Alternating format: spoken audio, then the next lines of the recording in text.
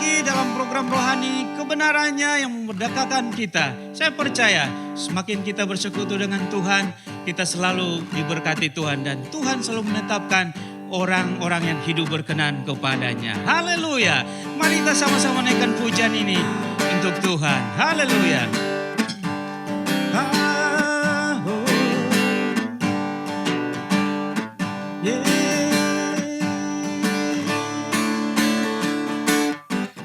Tuhan menetapkan langkah-langkah orang yang hidupnya berkenan kepadanya. Apabila ia jatuh tak sampai tergetar, sebab Tuhan menopang tangannya, tangannya, tangannya, tangannya menopang, sebab Tuhan menopang tangannya. Apabila ia jatuh tak sampai tergetar, sebab Tuhan menopang tangannya. Tuhan menetapkan langkah-langkah orang yang hidupnya berkenan kepadanya. Apabila ia jatuh tak sampai tergetar, sebab Tuhan menopang tangannya. Sama-sama tangannya, tangannya menopang, tangannya menopang, sebab Tuhan menopang tangannya. Apabila ia jatuh tak sampai tergetar, sebab Tuhan menopang tangannya, tangannya, tangannya, tangannya menopang, sebab Tuhan menopang tangannya. Apabila ia jatuh tak sampai tergetar, sebab Tuhan menopang tangannya, sebab Tuhan menopang tangannya, sebab Tuhan menopang tangannya. Haleluya. Sebab Tuhan menopang tangannya. Haleluya. Mari setiap kita datang di hadirat Tuhan. Kita mengucap syukur buat kasih setia Tuhan, kemurahan Tuhan.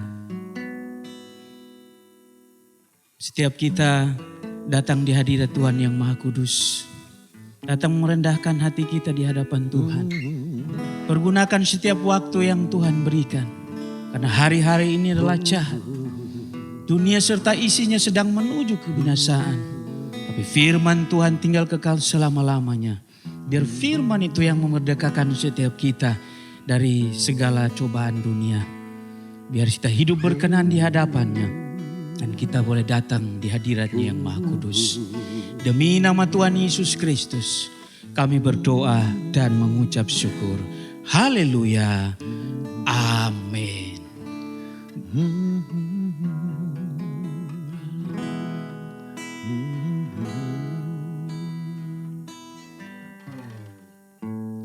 Ku datang Tuhan, baharui hatiku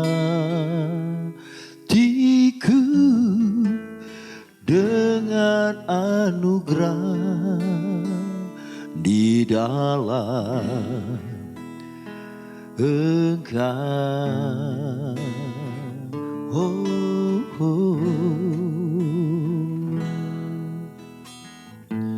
Ku tahu Tuhan kelemahan hidupku akan terhapus oleh kuasa kasih-Mu. Mari kita sama-sama naikkan pujian ini. Ku datang Tuhan.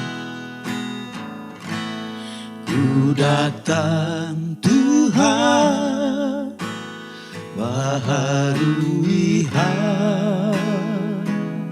hatiku dengan anugerah di dalam Engkau. Ku tahu Tuhan.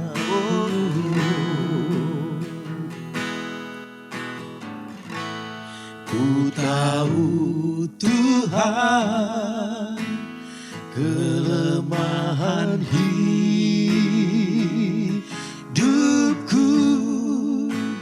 akan terhapus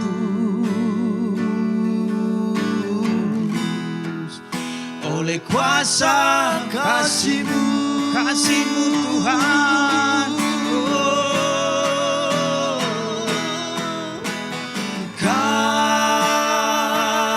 kasih-Mu melingkupi hidupku. Bawaku Tuhan. Bawaku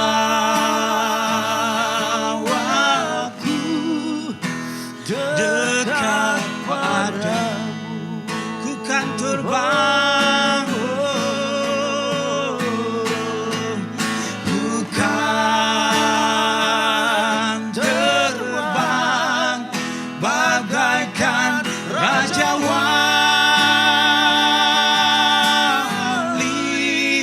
Roh-Mu mengangkatku terbang lebih tinggi oleh kuasa kasih-Mu, Kasih-Mu Tuhan.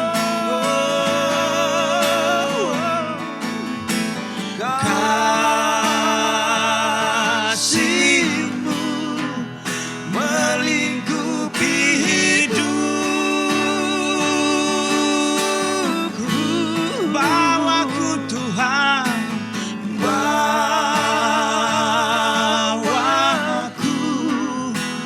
dekat padamu. Ku kan terbang. Ku kan terbang bagaikan Raja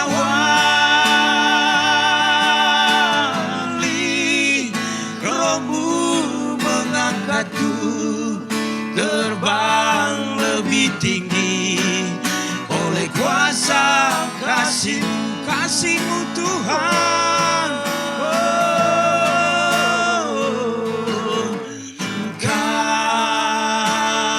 kasih-Mu melingkupi hidupku. Bawaku Tuhan. Bawaku dekat padamu. Ku kan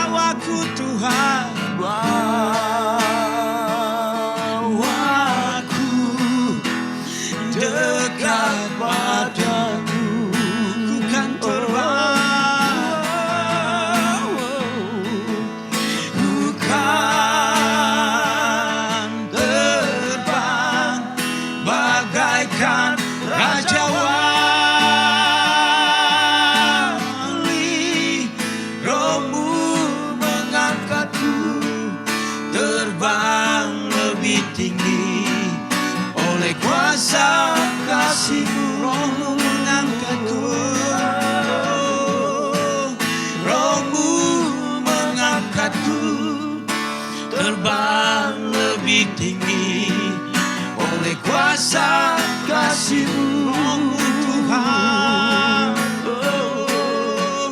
Roh-Mu mengangkatku terbang lebih tinggi oleh kuasa kasih-Mu. Haleluya. Kasih-Mu Bapa meliputi setiap kami. Kasih-Mu Tuhan selalu baru setiap hari. Kasih-Mu Bapa melingkupi kami. Haleluya. Yesus kami menyembah-Mu. Terima kasih Yesus. Bawa kami lebih dekat. Bawa kami masuk hadirat-Mu. Menikmati kasih-Mu. Haleluya.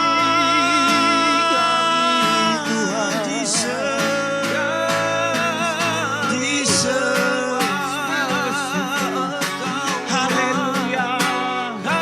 Engkau yang maha kudus.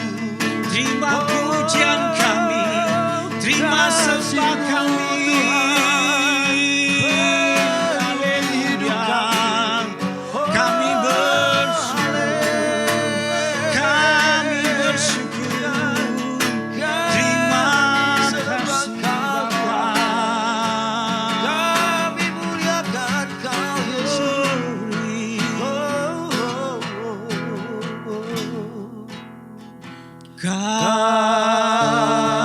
Kasih-Mu melingkupi hidupku.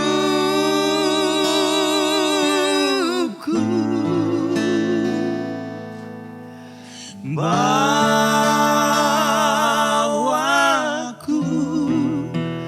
dekat padamu.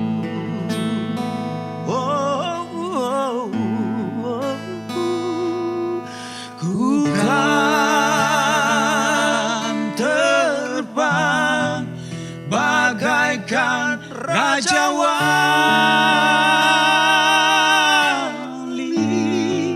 Roh-Mu mengangkatku terbang lebih tinggi oleh kuasa kasih-Mu. Mari kita sambut firman Tuhan. Oh, kasih-Mu.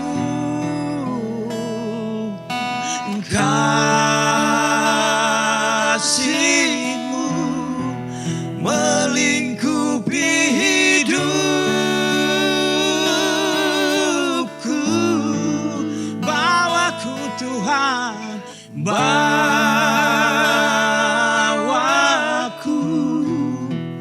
dekat padamu.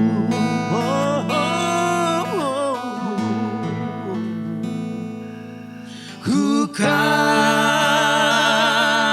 terbang bagaikan Raja Wali. Roh-Mu mengangkatku terbang lebih tinggi oleh kuasa kasih-Mu. Roh-Mu mengangkatku. Roh-Mu mengangkatku terbang lebih tinggi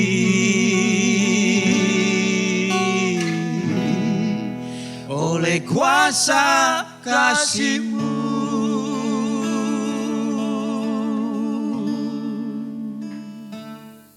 Haleluya, puji Tuhan saudara yang terkasih. Hari ini mari kita akan siapkan hati kita untuk mendengarkan sabda firman Tuhan. Kita satu dalam doa terlebih dahulu. Kami selalu mengucap syukur atas kebaikan-Mu Tuhan Yesus di sepanjang kehidupan kami. Terutama dalam ibadah kami telah mengangkat pujian penyembahan di hadapan Tuhan. Biarkanlah jadikan itu menjadi satu dupa yang harum yang berkenan di hadapan-Mu ya Bapa. Dan sebentar kami juga akan membuka hati kami untuk siap ditabur akan kebenaran firman-Mu. Sehingga firman ini sungguh-sungguh menjadi suatu rema dalam kehidupan kami. Menjadi suatu benih yang bertumbuh di dalam setiap roh bagi anak-anak Tuhan. Sehingga kami juga akan bisa meraih janji firman Tuhan hari ini. Yang sakit pasti disembuhkan, yang terikat dilepaskan, yang lemah dikuatkan. Dan apapun setiap persoalan masalah kami, ketika kami tetap andalkan kuasa firman-Mu, kami percaya Tuhan pasti buka jalan. Terima kasih ya Bapa. Hari ini kuduskan setiap firman yang kami sampaikan, penuhi hamba dengan hikmat dan kuasa-Mu. Biarlah setiap apa yang sampaikan itu semua berasal daripada-Mu Tuhan Yesus. Biarlah kuasa Roh Kudus ambil alih dalam ibadah ini. Dari awal, pertengahan dan akhir. Di dalam nama Tuhan Yesus, setiap jemaat Tuhan yang siap diberkati, sama-sama kita katakan amin.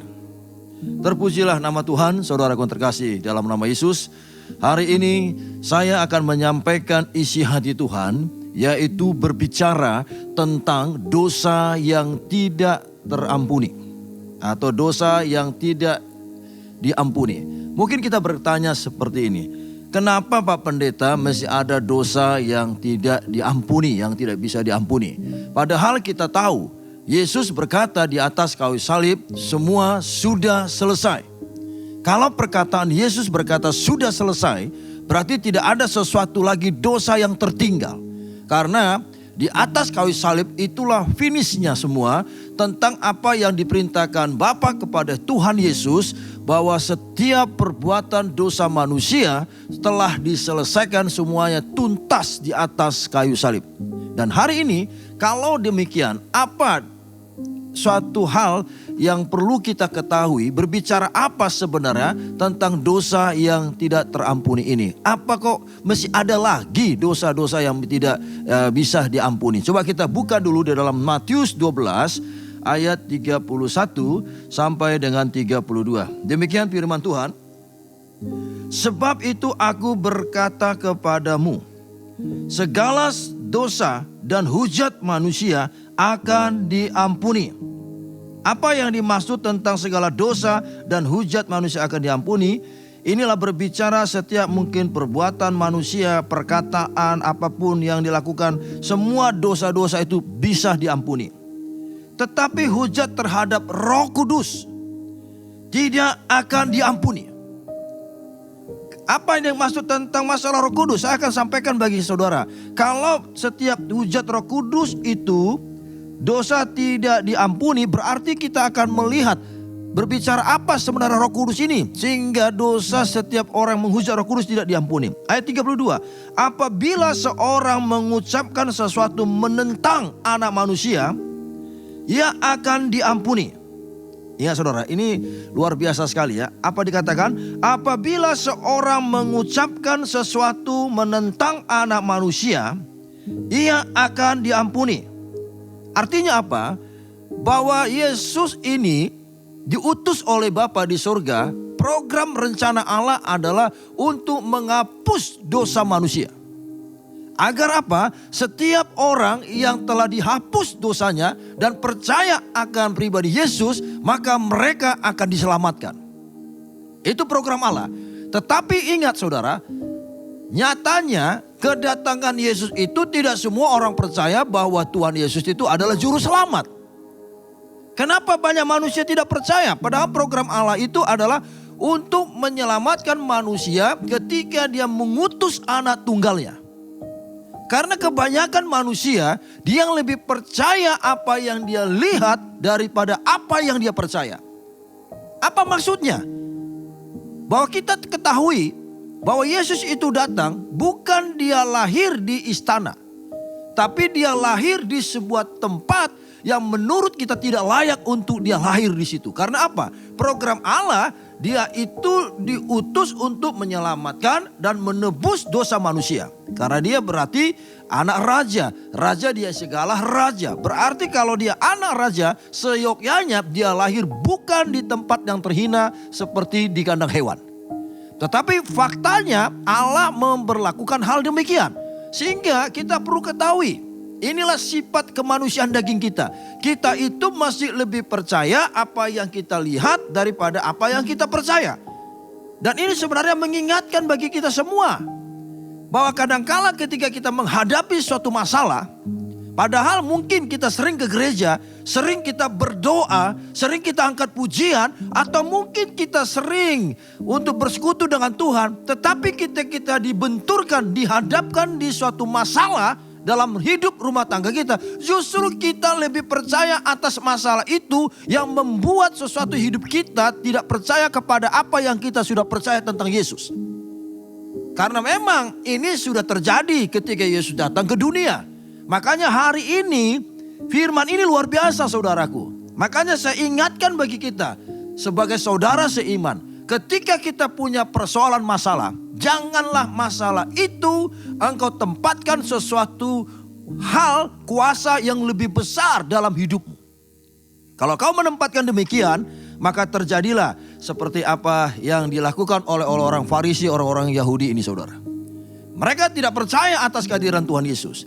Sampai mereka sungguh-sungguh tidak percaya, menghujat. Bahkan Yesus dikatakan ketika melakukan suatu banyak mujizat, bahwa kuasa yang dilakukan Yesus ada kuasa-kuasa setan atau disebut dengan Beelzebul. Tetapi perhatikan, perkataan demikian Allah mesti ada toleransi. Kalau engkau menolak anak manusia, dosamu mesti bisa diampuni saudara. Kenapa bisa demikian saudaraku? Karena kita ketahui bahwa Yesus belum melakukan apapun. Dia belum mengerjakan sesuatu apapun perintah Bapa di surga. Dia baru datang. Baru datang aja sudah ditolak oleh manusia.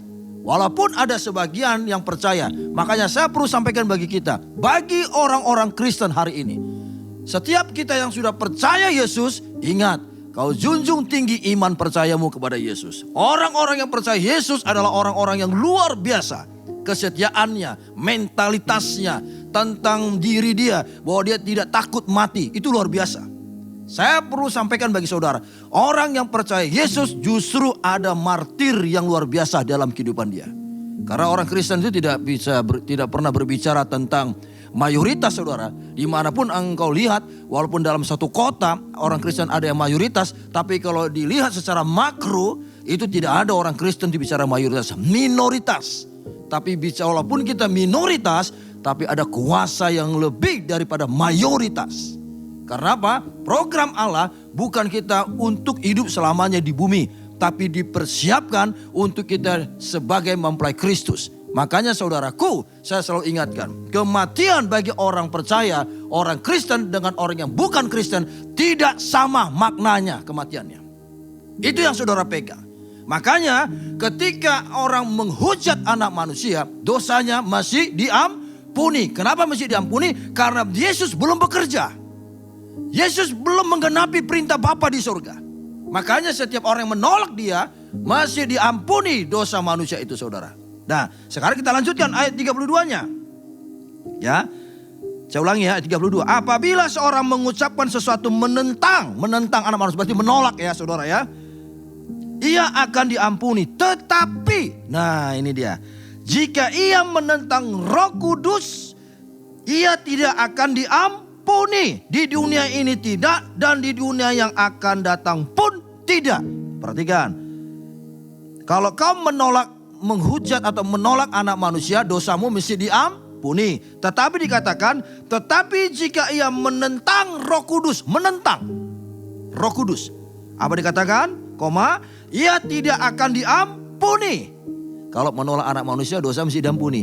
Tapi kalau menentang Roh Kudus, dosanya tidak diampuni. Pertanyaan saya sederhana. Berarti berbicara apa sebenarnya tentang Roh Kudus ini? Sehingga apa saudara?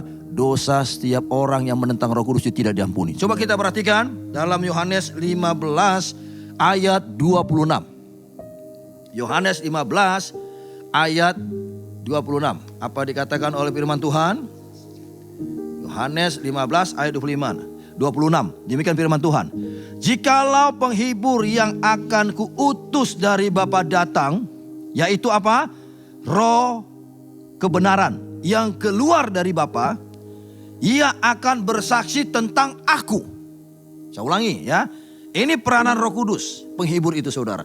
Dia pengutus, dia diutus oleh ya Bapa. Itu permintaan Yesus ketika Yesus 40 hari di muka bumi ini, baru dia terangkat. 10 hari kemudian barulah ada Pentakosta, turunnya Roh Kudus. Nah, turun Roh Kudus inilah yang pengutusan, penolong yang lain. Artinya di luar dari Yesus walaupun itu satu dalam pribadi.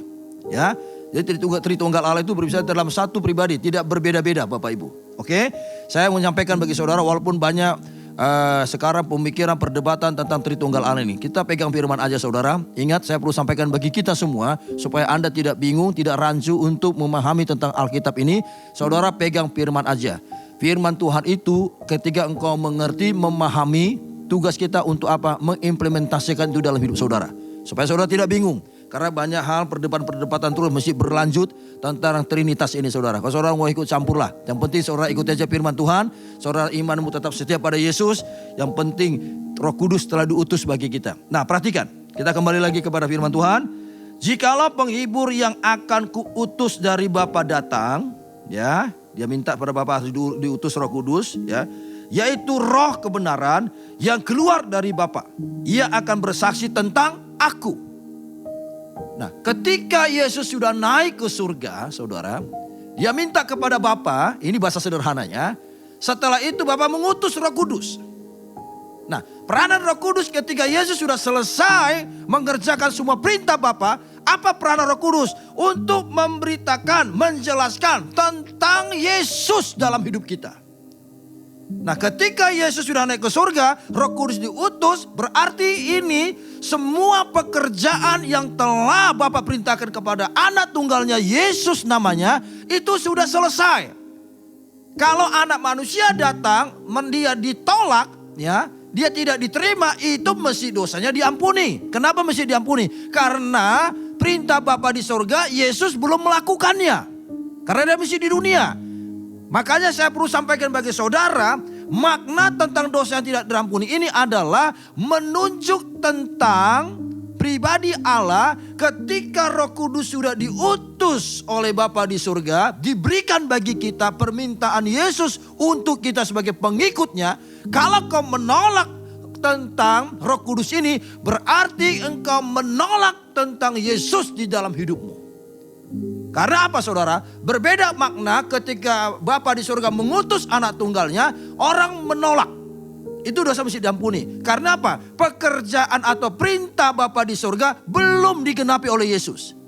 Tetapi ketika Yesus telah mati di atas kayu salib, setelah itu dia bangkit 40 hari di dunia ini. Setelah 40 hari dia naik ke surga, 10 hari langsung ada pengutusan tentang turunnya Roh Kudus. Bapa memberikan Roh Kudus bagi setiap orang-orang percaya, supaya melalui Roh Kudus inilah sebagai otoritas dari surga, penghibur yang memberikan kuasa dan menjelaskan tentang kesaksian tentang Yesus. Kalau kita menolak tentang Roh Kudus ini sama artinya engkau tidak percaya Yesus dalam hidupmu. Ini dah yang mesti terjadi bagi anak-anak Tuhan. Makanya saya perlu sampaikan bagi saudaraku yang terkasih dalam nama Yesus. Dosa yang tidak bisa diampuni adalah dosa ketika saudaraku engkau menghujat Roh Kudus di dalam hidupmu. Kalau engkau menghujat, kau menolak, ingat, dosamu tidak bisa diampuni. Kenapa tidak bisa diampuni? Karena berbicara Roh Kudus diutus ini untuk dia memberikan kesaksian tentang Yesus di dalam hidup kita. Inilah penolong kita. Inilah penuntun kita. Inilah yang memberi kita kuasa. Nah, pertanyaan saya, kalau demikian halnya saudaraku, berbicara apa sebenarnya tentang dosa yang tidak terampuni ini sehingga ini tidak terjadi di dalam hidup kita? Ada 3 hal. Yang pertama yang perlu saya sampaikan adalah, pertama, jangan tinggalkan Yesus di dalam kehidupan saudara.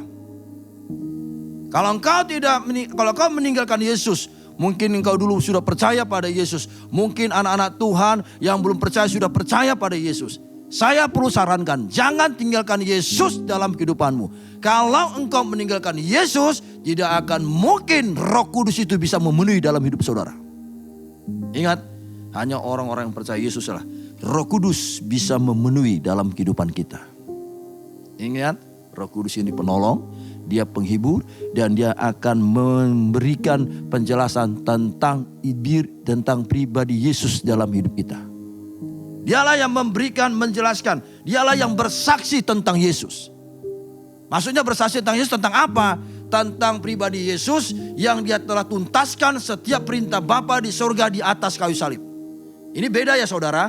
Kalau Yesus diutus Bapa dari sorga, ingat saudara, asal sebagai anak manusia, dia tidak membawa atribut dari surga. Bahkan dia mengosongkan diri sebagai seorang hamba dan menjadi wujud manusia. Kalau manusia masih menolak Yesus, dosa masih diampuni. Tetapi ketika Yesus telah menuntaskan pekerjaan Bapanya di surga, dia telah menggenapi itu di atas kayu salib. Dan Yesus berkata semua sudah selesai. Ketika itu dia nanti bangkit ketika dalam 3 hari. Setelah itu 40 hari masih di dunia, dia naik ke surga. Setelah 10 hari kemudian hari ke-50 Pentakosta, Tunia Pentakosta Roh Kudus. Dan itu diutus bagi kita semua. Kalau Anda menghujat Roh Kudus, menolak Roh Kudus, sama artinya Anda telah menolak Yesus dalam hidup Anda. Kenapa? Karena bicara tentang Roh Kudus, pengutusan yang diberikan Bapa bagi kita. Dia akan memberikan kesaksian, bersaksi tentang pribadi Yesus anak tunggalnya. Makanya ketika engkau menolak Roh Kudus, maka dosamu tidak diampuni. Makanya saya perlu sampaikan bagi saudara. Berbicara tentang dosa yang tidak terampuni ini, hal yang pertama yang kita perlu perhatikan adalah, pertama, jangan tinggalkan Yesus dalam hidup saudara. Ingat saudaraku, kenapa mungkin kau bertanya, ya kok sekarang ini kok banyak orang-orang yang non percaya Yesus. Ya karena Tuhan memberi kesempatan. Bagi orang yang sudah percaya Yesus, jangan kau tinggalkan Yesus lah. Itu sudah benar imanmu saudara. Kalau engkau meninggalkan Yesus, selesai sudah. Gak ada kuasa hidupmu. Makanya ketika engkau menolak menghujat Roh Kudus, sama artinya engkau menolak tentang Yesus. Kenapa menolak tentang Yesus? Karena Roh Kudus memberitakan tentang kesaksian pribadi Yesus. Apa yang dikerjakan Yesus, Roh Kudus yang menjelaskan dalam hidup saudara. Makanya salah satu syarat agar Roh Kudus itu selalu memenuhi hidup kita, satu, jangan tinggalkan Yesus. Itu hal yang pertama. Karena kau meninggalkan Yesus dengan persoalanmu, dengan masalahmu, selesailah kita semua. Makanya saya perlu sampaikan bagi saudara, jangan kau tenggelam atas masalahmu di muka bumi ini saudara. Kita beda dengan orang non Kristen, beda jauh banget. Tidak ada persamaan orang Kristen dengan non Kristen. Kalau engkau sudah percaya Yesus, berarti ingat saudara, iman percayamu itu sudah luar biasa, bulatnya, tekadnya, ya beraninya untuk kita pegang firman Tuhan. Hanya Yesus sebagai berkat rohani dalam hidup kita. Saran saya sebagai pelayan Tuhan, apapun masalah yang kau hadapi, hal yang pertama, jangan tinggalkan Yesus. Untuk apa? Supaya Roh Kudus memenuhi kehidupan kita. Tanpa Roh Kudus, kita tidak akan bisa sampai ke surga. Karena dia penolong, dia penghibur, dia memberikan sesuatu kuasa dalam hidup kita. Yang kedua, berbicara apa tentang dosa yang tidak terampuni, agar sungguh-sungguh itu tidak mengena dalam kehidupan kita. Kedua, tetap selalu setia akan kasih-Nya. Tuhan itu datang mencari orang yang setia. Makanya ketika engkau mengalami suatu persoalan, jangan engkau andalkan kekuatan manusiamu. Kalau engkau menanggap kekuatan manusiamu, kau masih hidup ada di dalam tuntunan hukum Taurat.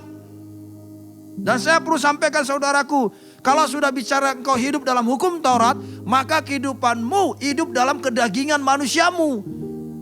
Makanya itulah saudara, semua tuntutan hukum Taurat, Yesus sudah genapi di atas kayu salib. Kalau engkau masih mengandalkan kekuatan manusiamu, disitulah pola pemikiranmu mesti khawatir, bimbang, stres, depresi, khawatir. Sehingga kau berkata, aduh Tuhan, aku sering ke gereja tapi hidupku tidak berubah. Aku sudah sering ke gereja, sudah memberikan terbaik di ladangmu, di gerejamu, tapi juga tetap tidak berubah. Perubahan bukan dari pikiranmu. Perubahan bukan kau andalkan kekuatan manusia dalam hidupmu. Perubahan itu ini berbicara ketika engkau tetap setia kepada kasih Tuhan dalam hidup saudara. Kesetiaanmu kepada Yesus sebagai berkat rohanimu, inilah yang membuat kehidupanmu tetap ada dalam pemeliharaan Tuhan. Walaupun kau berkata, Tuhan aku sakit, siapa yang mengurus anak-anakku kalau aku nanti ada apa-apa? Jangan kau berkata demikian. Semua Tuhan sudah atur. Tidak ada kata-kata terlewatkan di dalam Yesus. Makanya hari ini saya perlu sampaikan bagi saudara, di masa akhir zaman ini saudara, Anda harus tetap setia kepada Yesus. Kalau yang disebut setia ini bukan berarti kau di rumah terus. Ya kan? Bukan. Setiaanmu artinya kerohanianmu, rohmu terus kau perbaharui. Selalu ada hidup dalam persekutuan Tuhan. Makanya orang yang hidup dalam persekutuan Tuhan adalah orang-orang yang tidak pernah meninggalkan tentang ibadah, doa, pujian, penyembahan. Yang tidak pernah meninggalkan untuk baca firman. Ini orang-orang yang tinggal dalam persekutuan Tuhan. Makanya saya perlu sampaikan bagi saudara. Orang yang setia pada Yesus adalah orang ketika dia menghadapi masalah, dia datang pada Yesus. Dia berdoa. Orang yang datang pada Yesus itu bisa dengan doa, baca Alkitab, beribadah, angkat pujian penyembahan. Apalagi sekarang banyak ada program pemerintah. Kadang-kadang ya kita tidak boleh ke gereja ya. Mungkin minggu depan kita ke gereja. Anda jangan itu menjadi patokanmu kau setia pada Yesus. Apapun kata pemerintah, kau ke gereja pun bisa hanya di rumah. Karena gereja itu saya selalu katakan bukan bicara daging, bukan bicara gedung. Tapi gereja itu bicara tentang roh. Gereja itu adalah kita sendiri. Makanya kita harus ada persekutuan kita dengan Tuhan. Ketika kau punya masalah, mulai iblis make atau mengganggu pikiranmu, langsung datang pada Tuhan Yesus. Baca Alkitabmu. Langsung beribadah, ajak istri, anak, suamimu beribadah. Sudah, kalau yang tidak mau, jangan kau paksa. Datang aja kau secara pribadi. Karena hidup di dalam Yesus itu pribadi lepas pribadi. Bukan gotong royong.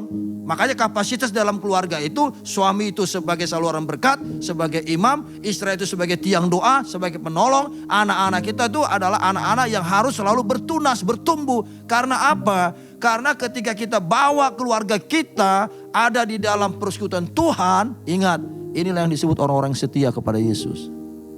Saudara, kita ini hidup di dunia ini adalah bertanding. Bukan enak-enak. Bertanding itu artinya bukan berarti saudara itu sibuk dengan kegiatan saudara. Bukan. Jadi orang yang bertanding ini adalah ketika dia menghadapi masalah, dia selalu datang pada Tuhan. Datang sama Tuhan itu bisa berdoa, beribadah. Itulah seperti itu saudara. Ini yang disebut dalam ruang lingkup persekutuan Tuhan. Nah ini yang kau tingkatkan, ini yang kau perbaharui. Ketika kau tingkatkan ini, rohmu kau perbaharui. Dan roh kita harus selalu diperbaharui hari lepas hari. Makanya supaya kita jangan menempatkan diri kita meninggalkan Yesus. Jadi yang kedua, berbicara apa itu tentang dosa tidak bisa terampuni, supaya itu tidak mengena dalam kehidupan kita. Yang kedua adalah tadi tetap setia pada Yesus. Tetap setia akan kasih Yesus dalam hidupmu. Yang ketiga yang terakhir. Berbicara apa tentang dosa tidak terampuni ini, agar itu tidak mengena dalam kehidupan kita. Yang ketiga adalah hidupkan surat Rasul Paulus.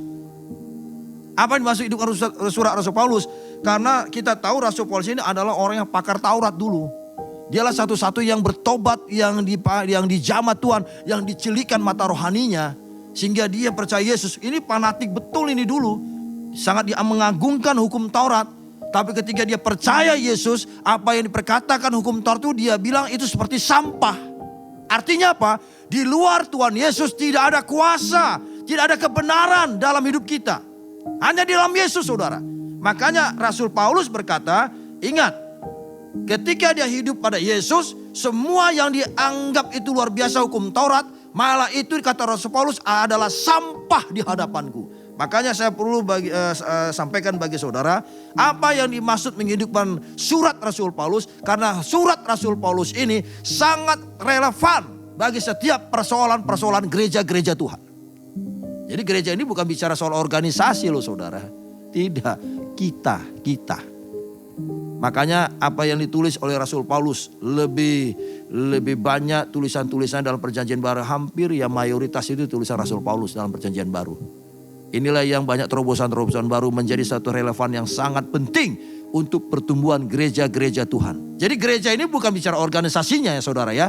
Bukan masalah gedungnya, strukturnya, tidak. Gereja itu dimaksud surat Rasul Paulus adalah kita sendiri gitu loh saudara. Kita sebagai bait kepunyaan Allah, imannya percaya pada Yesus, makanya kita disebut bait kepunyaan Allah. Makanya bait kepunyaan Allah ini harus kita jaga. Bagaimana jaganya? Bukan saudara jaga di sini kita nggak keluar ke rumah, kita hati-hati naik kendaraan, mobil, motor supaya badan kita gak luka. Oh bukan itu. Yang dimaksud jaga itu adalah kerohanianmu. Kau tingkatkan terus. Ini yang harus kita berikan yang terbaik sebagai baik kepunyaan Allah. Inilah juga yang disebut sesuatu hal engkau telah menabur. Kau telah menabur. Muliakanlah setiap tubuhmu untuk kemuliaan nama Yesus, gitu loh saudara. Makanya surat Rasul Paulus ini yang harus menjadi acuan kita.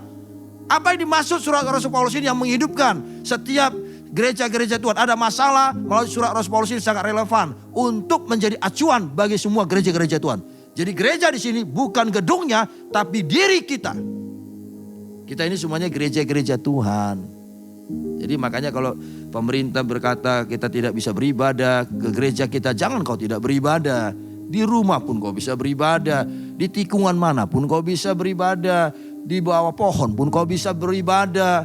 Di teras pun kau bisa beribadah. Karena masuk surat Rasul Paulus ini, gereja-gereja Tuhan itu adalah kita sebagai bait kepunyaan Allah. Coba kita lihat dulu kenapa kita harus menghidupkan surat-surat dari Rasul Paulus. Kita lihat dulu dalam Filipi 3 ayat 8 sampai dengan 9. Filipi 3 ayat 8 sampai dengan 9 ya. Kita lihat Filipi 3 ayat 8 sampai dengan 9. Apa firman Tuhan berkata dengan Filipi ini? Sehingga di Alkitab berkata kita harus menghidupkan surat-surat Rasul Paulus. Apa dikatakan dalam Filipi ini saudara? Malahan segala sesuatu kuanggap rugi. Ini perkataan Rasul Paulus. Karena pengenalan akan Kristus Yesus Tuhanku lebih mulia daripada semuanya. Ini Rasul Paulus ini dulu kejam sama orang Kristen saudara. Banyak juga orang Kristen dibunuh sama Rasul Paulus ini. Tapi ingat, ketika dia sudah dicilikan mata rohani oleh Yesus, malah yang diagung-agungkan, yang dia hidup di dalam tuntunan hukum Taurat, malah itu dianggap sampah, kata Rasul Paulus. Apa dikatakan? Karena pengenalan akan Kristus Yesus Tuhanku lebih mulia daripada semuanya. Luar biasa ya. Ini perkataan Rasul Paulus. Oleh karena dialah aku telah melepaskan semua itu dan menganggapnya sampah. Jadi setiap kita orang-orang percaya, ketika kau tinggalkan Yesus, kau adalah sampah. Tidak punya nilai. Apapun setiap pengajaran, pengertian-pengertian yang mungkin dari analogi manusia yang kau dengar, yang manusia sampaikan, kalau kau tinggalkan Yesus, engkau adalah sampah. Ingat, Rasul Paulus ini bukan orang bodoh. Dia tinggalkan kepercayaan-kepercayaannya dulu, masih dia hidup dalam hukum Taurat. Ini orang pintar, para ahli Taurat, berarti doktor ini, S3 ini saudara. Hebat kan? Bukan orang bodoh. Makanya setiap apapun yang kau telah percaya tentang Yesus, firman itu tidak pernah bertentangan dengan logika. Tapi firman bisa melebihi dari logika manusia kita. Kalau kau divonis dokter mati, kau tidak sembuh. Tapi ketika kita percaya antara tubuh darah Yesus, oleh bilurnya kau sembuh. Kau sembuh, langsung sembuh. Apa yang bisa kau sampaikan? Tuhan itu baik. Tuhan itu masih ada, gitu loh. Mujizat itu masih ada. Perkataan-perkataan demikianlah yang mengingatkan kita kembali. Kalau kau tinggalkan Yesus saudaraku, kau adalah sampah. Makanya ketika Rasul Paulus ya telah dicelikan mata rohani oleh Yesus, yang dulu sebelum dia percaya Yesus itu sangat diagungkan hukum Taurat. Tapi ketika dia percaya pada Yesus, maka Rasul Paulus berkata, di luar dari Yesus itu sampah. Artinya, saya mau ngajak saudara, ketika apapun vonis dokter yang ada dalam kehidupanmu, ingat saya katakan, firman itu tidak pernah bertentangan dengan logika. Tapi firman bisa melebihi logika manusia. Kalau kau mau dipakai, mau dipelihara oleh Tuhan, mari apa yang diperkatakan oleh surat-surat Rasul Paulus ini cukup relevan untuk menghidupkan kembali gereja-gereja Tuhan, agar bangkitkan kembali imanmu sebagai gereja-gereja Tuhan. Saya lanjutkan ayat yang 9. Dan berada dalam Dia bukan dengan kebenaranku sendiri, karena mentaati hukum Taurat. Artinya ketika engkau percaya Yesus, ingat, jangan engkau datang pada Yesus karena disuruh orang gitu. Datang ke gereja harus disuruh. Rasul Paulus juga mengatakan, dan berada dalam Dia bukan dengan kebenaranku sendiri. Tapi memang Tuhan mau pakai dia. Kalau kau mau diberkati, datanglah apa adanya diri saudara. Jangan kau tenggelam atas masalahmu. Kadang-kadang banyak anak Tuhan mencampur adukan masalah dengan iman dia. Kalau kau masih memikirkan masalahmu untuk kau datang pada Yesus sampai kapanpun, tidak ada perubahan, tidak ada breakthrough di dalam hidupmu. Tidak ada terobosan-terobosan baru dalam hidupmu, saudara. Mari kita belajar sama-sama hari ini. Mari tinggalkan kekhawatiranmu. Kalau kau terus aktifkan persekutuan dengan Tuhan, ingat saudaraku, maka pemikiranmu tidak ada pemikiran aneh tentang Yesus. Makanya Roh Kudus ini diutus untuk dia bersaksi tentang Yesus. Roh Kudus yang selalu berbicara. Kalau engkau berkata mungkin, Pak Pendeta aku dengar suara, itu Roh Kudus. Kalau Roh Kudus yang berbicara, tidak akan mungkin yang aneh-aneh. Kalau kau misalkan mendengar ada suara, kau loncat dari lantai 31, bukan Roh Kudus nama itu.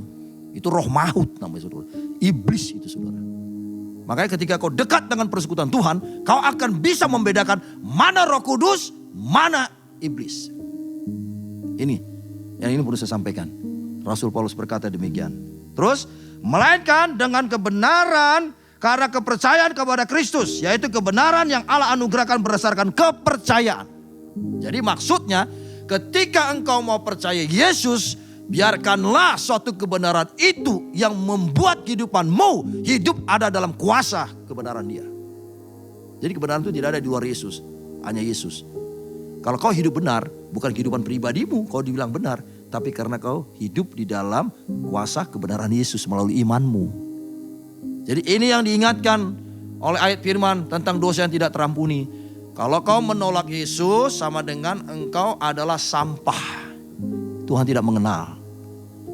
Hari ini masih ada kesempatan untuk kau bertobat kembali pada Yesus. Lalu jangan tinggalkan Yesus, saudara. Ingat, pengikut Kristus tidak akan pernah memaksakan untuk harus kau percaya Yesus. Saya perlu sampaikan bagi saudara hari ini, jangan tinggalkan Yesus.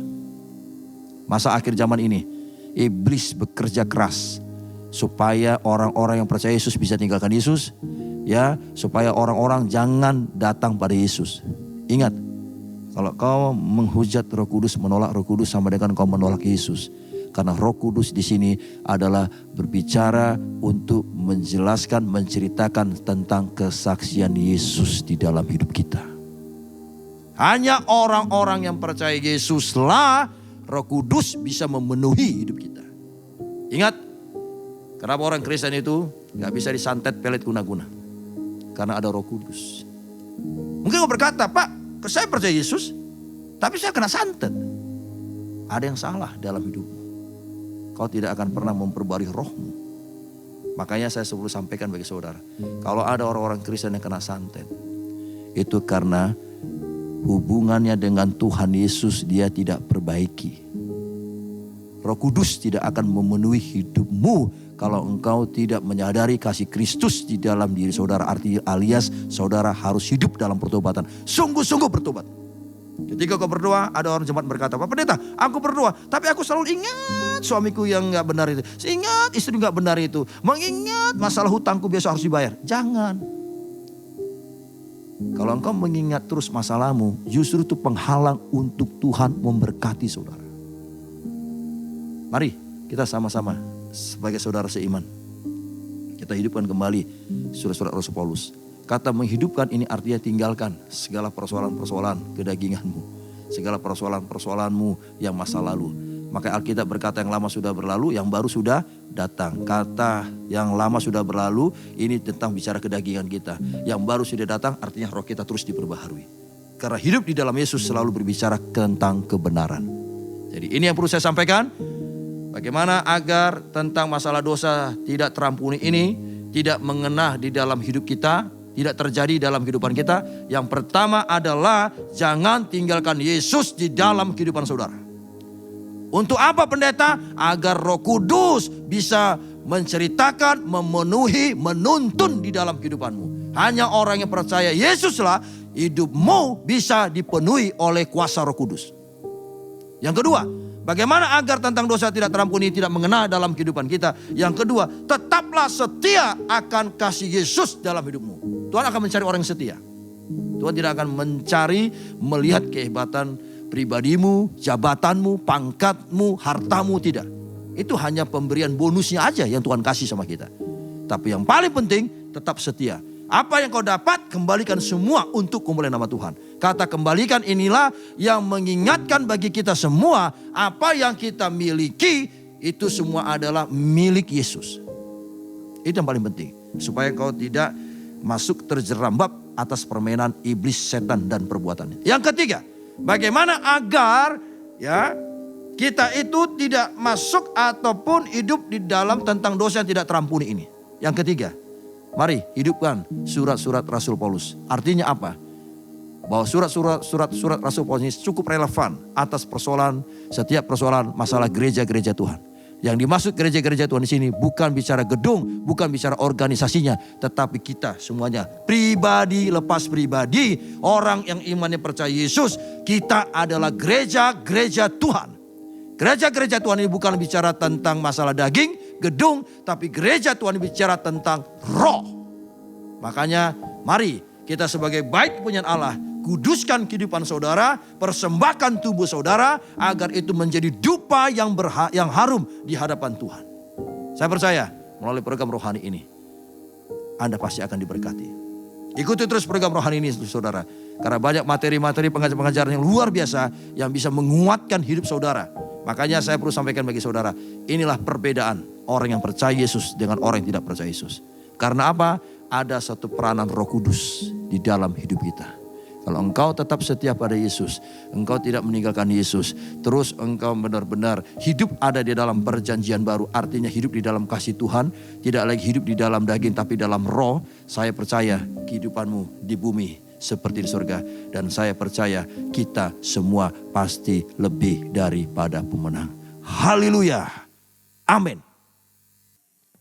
Puji nama Tuhan. Mari setiap kita yang sudah diberkati oleh firman Tuhan, kita naikkan syukur padanya.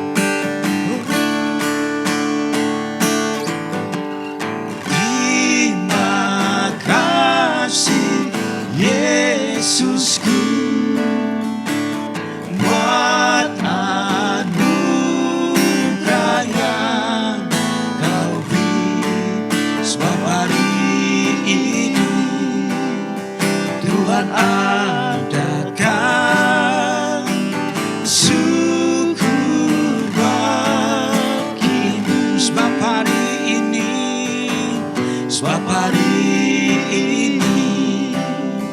Tuhan adakan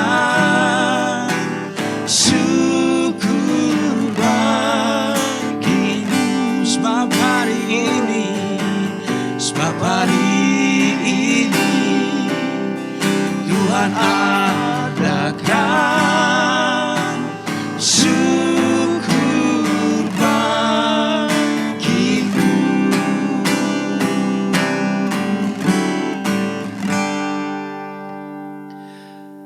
Terima kasih Tuhan Yesus atas penyertaan kasih-Mu bagi kami. Atas penyertaan kuasa tuntunan Roh Kudus yang tetap menyertai kami dalam ibadah ini dari awal sehingga akhirnya. Kami percaya biarlah setiap pujian penyembahan, biarlah itu Kau jadikan menjadi satu dupa yang harum di dalam setiap kehidupan kami. Kami juga berdoa biarlah melalui sabda firman yang kami telah dengar, itu juga akan menjadi satu benih yang bertumbuh di dalam setiap roh bagi anak-anak-Mu Tuhan. Sehingga mereka juga akan selalu hidup ada dalam kuasa-Mu dan mereka juga diberkati. Sehingga mereka juga akan bisa meraih janji firman-Mu. Hari ini yang sakit pasti disembuhkan, yang terikat dilepaskan, yang lemah dikuatkan. Dan apapun setiap persoalan masalah kami, ketika kami tetap andalkan kuasa kebenaran-Mu, Tuhan pasti buka jalan. Terima kasih ya Bapa, Kau berkati terus dalam program rohani ini Tuhan, kebenaran memerdekakan ini untuk bisa menjangkau banyak jiwa-jiwa anak-anak Tuhan dimanapun mereka berada. Ketika mereka membuka program rohani ini, mereka pasti hidup mereka diberkati, dan jadi lelah payah kami ketika kami terus hidup di dalam Tuhan tidak akan pernah sia-sia. Terima kasih ya Bapa, inilah doa kami, pelihara terus hidup kami, ambil alih kuasa Roh Kudus, sertai kami terus bisa biar di masa akhir zaman ini, biarlah iman kami tetap setia kepada-Mu Tuhan. Terima kasih ya Bapa, inilah doa kami dalam nama Tuhan Yesus. Haleluya, sama-sama kita katakan amin.